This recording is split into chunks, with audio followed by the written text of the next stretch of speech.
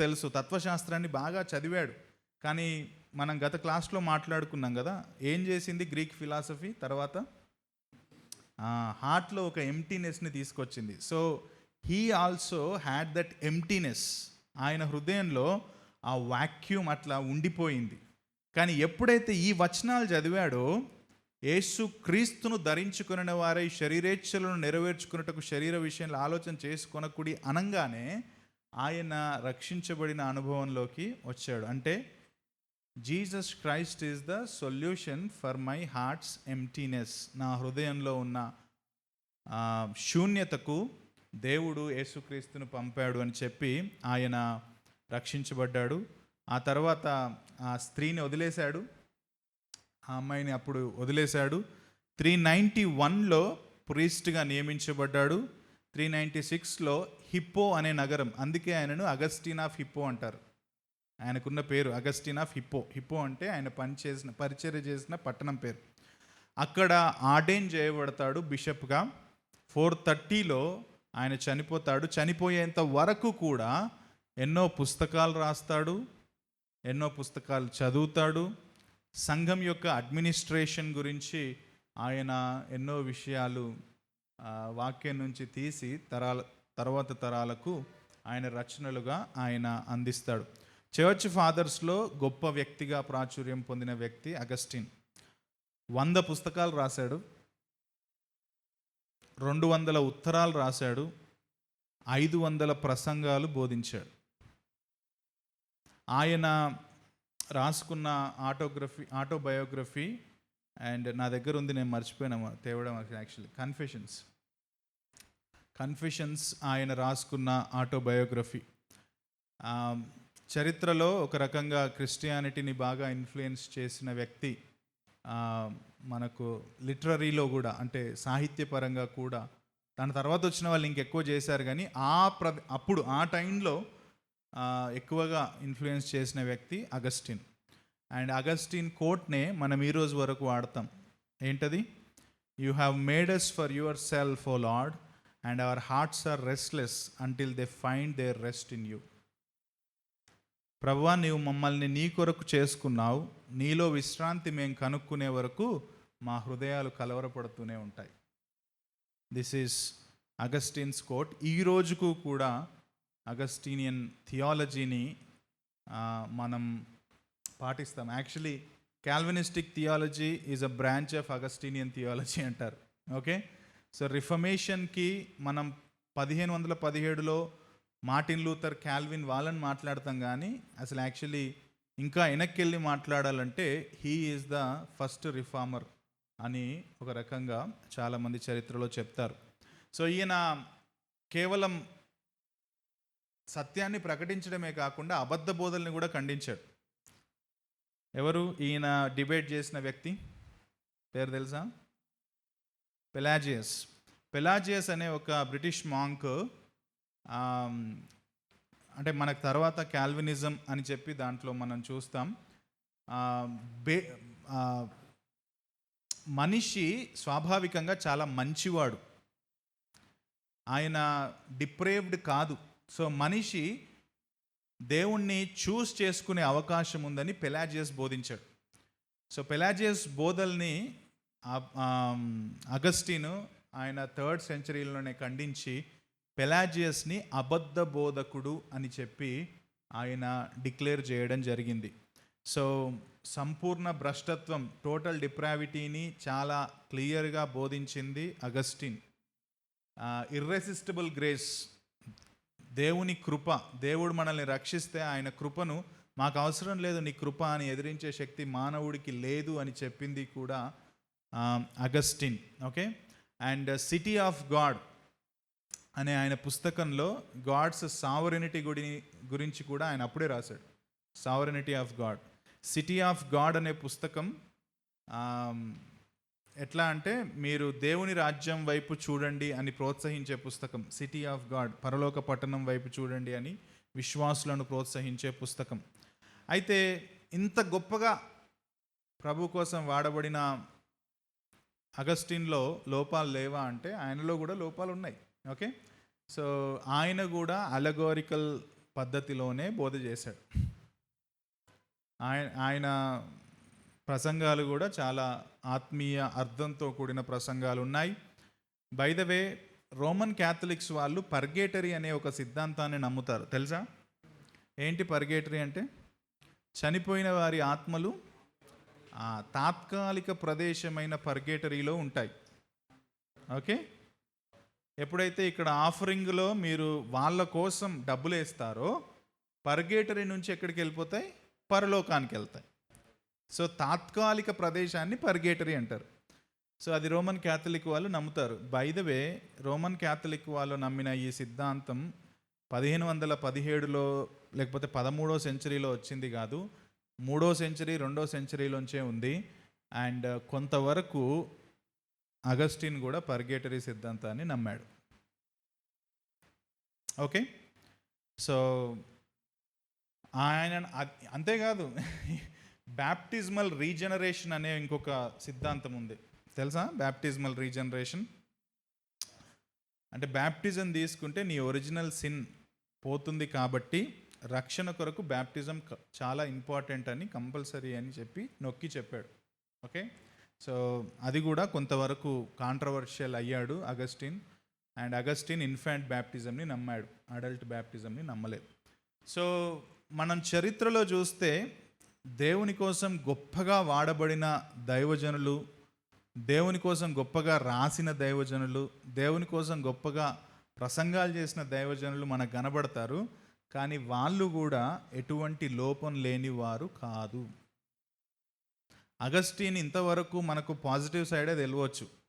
Okay, is a great man, great man, great man అని. But even Augustine had his own weaknesses. So that speaks that ఏం తెలియజేస్తుంది అది? No one is perfect. ఇంకా very good, ఇప్పుడు actually మనం చెప్పబోయే వాళ్ళందరి జీవితాలని చూస్తే కూడా అదే కనబడుతుంది మనకు. They have their own weaknesses, but God can use those weak people to fulfil his purpose. అది బైబుల్లో చూస్తాము. నిన్న మేము ఓల్డ్ టెస్ట్మెంట్ సర్వేలో మాట్లాడుకుంటున్నాం. ఎవరు నిన్న మాట్లాడుకుంది? డేవిడ్ బత్సిబాతోటి పాపం చేయడము out right disobedience to God. అంత బ్లెస్ చేసిన దేవునికి వ్యతిరేకంగా అసలు నేను ఏ పాటి వాడను అన్నట్టుగా తగ్గించుకొని ఉన్న వ్యక్తి ఆయన డైరెక్ట్గా దేవుని ధర్మశాస్త్రాన్ని డైరెక్ట్గా డిసొబే చేసి ఆయన పాపం చేస్తాడు. కానీ దేవుడు ఆయన పాపాన్ని బట్టి ఆయనను శిక్షిస్తాడు. వాళ్ళ సొంత కొడుకుని చంపేస్తాడు, బత్సిబా పుట్టిన మొదటి కొడుకుని. కానీ వాగ్దానం చేస్తాడు, ఏమని? నువ్వు నా మందిరాన్ని కట్టలేవు, నేను నీతో నిబంధన చేస్తాను, నీతోటి కాదు నీ కొడుకుతో చేస్తాను. నీ కొడుకు నాకు ఏం కడతాడు? మందిరాన్ని కడతాడు. ఆయన లైన్ నుంచి వచ్చే సింహాసనం నిరంతరం నిలుస్తుంది అని అంటాడు. సో దేవుడు దావీదు చేసిన పాపాన్ని బట్టి ఇమ్మీడియట్గా శిక్షించిన తన నిబంధనను నెరవేర్చడానికి, రేపొద్దున డేవిడిక్ లైన్ నుంచి జీసస్ క్రైస్ట్ని తీసుకొచ్చే తన వాగ్దానాన్ని నెరవేర్చడానికి అదే దావీదు సంతానమైన సొలొమోనుని ఆయన ఇజ్రాయేలుకు రాజుగా నియమిస్తాడు. And we know that Solomon becomes a great king. తర్వాత పడిపోతాడు డెఫినెట్గా, కానీ ఇజ్రాయెల్లో ఆయనకు సొలొమోన్ అంత విద్య, సొలొమోన్ అంత డబ్బు, సొలొమోన్ అంత పేరు, గౌరవం ఉన్న కింగ్ ఇంకెవరూ లేరు. అంతగా దేవుడు హెచ్చించాడు. So God can bring out good from the bad. So ఆ లైన్ చూస్తే, నిన్న లైన్ చూస్తే 3 వేశ్యలు ఉన్నారు లైన్లో. తామారు, రాహాబు, బత్సీబా. ఆ 3 వేశ్యల నుండి ఎవరు వచ్చారు? యేసుక్రీస్తు ప్రభు వచ్చారు. So God can bring good from the bad to fulfil his ultimate purpose. So అది బైబిల్లో చూస్తాం, ఇదిగో చరిత్రలో దేవుడు వాడుకున్న ప్రజల జీవితంలో కూడా చూస్తాం. అగస్టిన్ బోధలు ఇప్పటికీ మనకు ఎంతో ఆశీర్వాదకరంగా ఉన్నాయి. Augustine theology was a foundation for reformation theology. Okay, so Calvin theology Luther theology, వీళ్ళందరికీ అగస్టిన్ వాజ్ అ ఫౌండేషన్.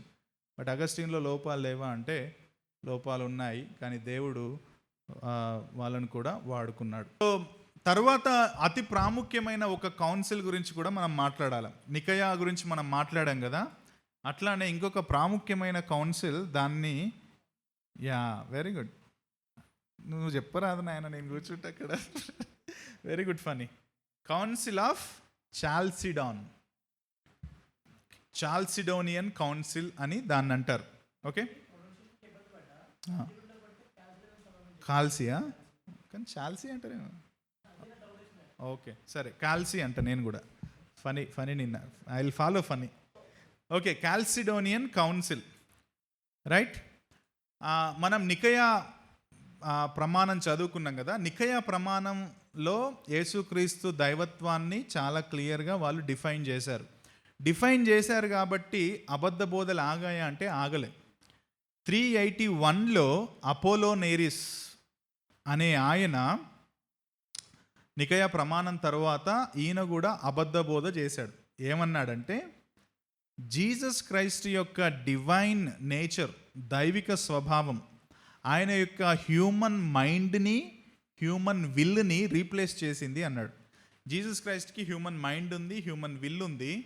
ఆయన డివినిటీ వచ్చేసి దాన్ని పక్కకు దొబ్బి ఇది వచ్చి కూర్చుంది, స్థానభ్రంశం చేసింది, రీప్లేస్ చేసింది అని అపోలోనేరిస్ ఆయన చెప్పాడు. సో అపోలోనేరిస్ అబద్ధ బోధ ప్రకారం ఏంటంటే Jesus Christ is not truly man, పూర్తిగా మనిషి కాదు. ఓకే, ఎందుకంటే అక్కడ ఏమన్నాం మనం, దేవుడు అన్నదాన్ని క్లియర్ చేశాం. ఓకే, కానీ నికయా ప్రమాణంలో మానవ స్వభావం గురించి ఉండదు. మీరు గమనిస్తే నేను మీకు చదివింది, దేవుని మూలంగా పుట్టాడు, దేవునితో సమానుడని ఉంది, కానీ ఈజ్ ఫుల్లీ మ్యాన్ అన్నది, లేకపోతే ట్రూలీ మ్యాన్ అన్నది నైసిన్ క్రీడ్లో లేదు. సో అప్పుడు ఏమైంది బోధ, ఆయన మానవ స్వభావం మీద బోధలు స్టార్ట్ అయినాయి, అబద్ధ బోధలు. చూసిర్రా అంటే గమనిస్తున్నారా? అది క్లారిటీ లేదు కాబట్టి దాని మీద అబద్ధ బోధలు మొదలైంది. అపోలోనేరిస్ ఏమన్నాడంటే Jesus Christ is not truly man, లేకపోతే ఫుల్లీ మ్యాన్ అని చెప్పాడు. అయిన తర్వాత నెస్టోరియన్, ఈయన పేరు కూడా వినుండాలి మీరు, నెస్టోరియన్ అనే వ్యక్తి కూడా వచ్చాడు. ఆయన వచ్చేయమన్నాడంటే జీసస్ క్రైస్ట్కి 2 నేచర్స్ ఉన్నాయి. ఓకే, ఆయనకు వేరువేరు నేచర్స్ ఉన్నాయి, ఆయనకు వేరువేరు విల్స్ ఉన్నాయి, చిత్తాలు కూడా వేరే ఉన్నాయి. ఆయన ఒకే శరీరాన్ని పంచుకున్న 2 వ్యక్తులు అన్నాడు. 2 పర్సన్స్ జీసస్ క్రైస్ట్లో ఒకే శరీరాన్ని పంచుకున్న 2 వ్యక్తులు. సో ఈ బోధన యాక్చువల్లీ ఎఫెస్ అనే ఒక కౌన్సిల్లో ఖండించారు. కానీ దాని తర్వాత 10 ఇయర్స్కి ఇంకొక అబద్ధ బోధకుడు వచ్చాడు. ఆయన పేరు యుటికస్. ఈ యుటికస్ వచ్చేయమన్నాడంటే ఇంకా దాన్ని క్లియర్గా స్టాండర్డైజ్ చేసి చెప్పాడంటే Jesus Christ is not at all man, అసలు ఆయన మానవుడు కానే కాదు. ఆయన ఏమన్నాడు, ఫస్ట్ వచ్చిన ఆయన అపోలోనేరిస్, ఈయన వచ్చి డివినిటీ వచ్చేసి రీప్లేస్ చేసిందంటే ఈయన ఏమన్నాడు తెలుసా, జీసస్ క్రైస్ట్ హ్యూమన్ నేచర్ని ఆయన డివైన్ నేచర్ మింగేసింది, అబ్జర్వ్ చేసింది అని అన్నాడు. సో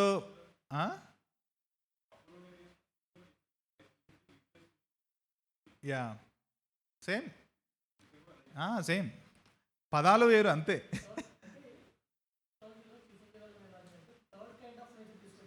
ఎవరు? యూటికస్, రైట్. కొత్త నేచర్ తీసుకొచ్చారు, రైట్.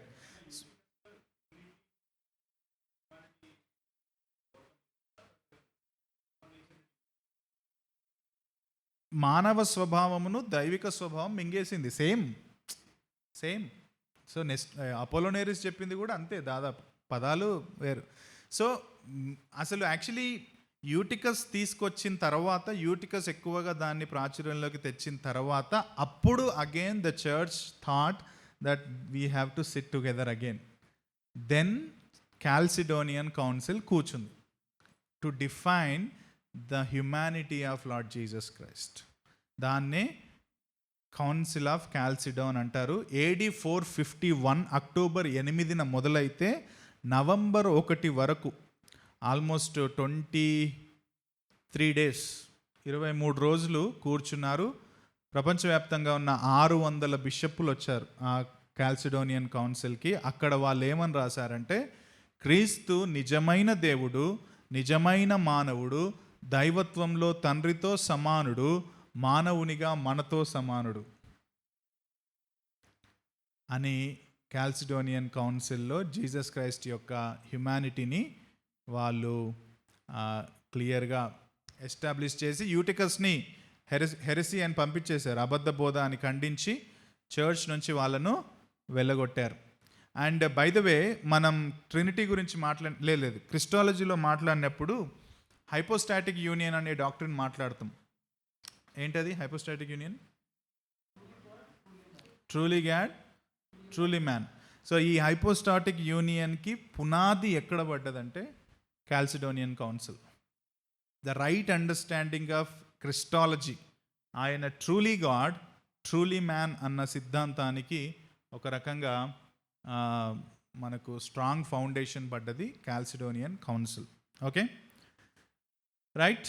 సో 476 దగ్గరికి వచ్చాం.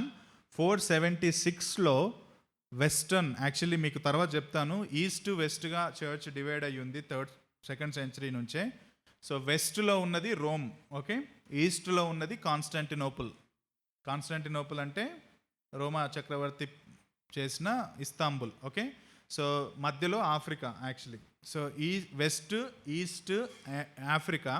సో వెస్ట్లో ఉన్న రోమా సామ్రాజ్యం 476లో జర్మనీ నుంచి ఒక తెగ వాళ్ళ మీద దాడి చేసి జర్మనీలు రోమన్ సామ్రాజ్యాన్ని కూల్చేస్తారు. సో రోమన్ సామ్రాజ్యం 476 ADలో కూలిపోతుంది, ఓకే.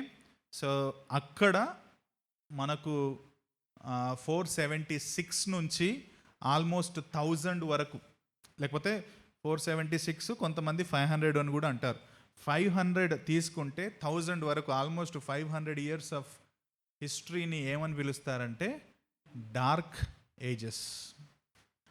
కొంతమంది 476 తీసుకుంటారు, కొంతమంది 500 తీసుకుంటారు. సో 500 to 1000 వరకు ఉన్న ఏజ్ని డార్క్ ఏజెస్ అని పిలుస్తారు, ఓకే. సో ఆ డార్క్ ఏజెస్లో ఏం జరిగింది, అట్లీస్ట్ 590 నుంచి 1517 వరకు ఏం జరిగింది, మెయిన్ వ్యక్తులు, సంఘటనలు ఏందో బ్రేక్ తర్వాత మనం చూద్దాం. Okay, thank you.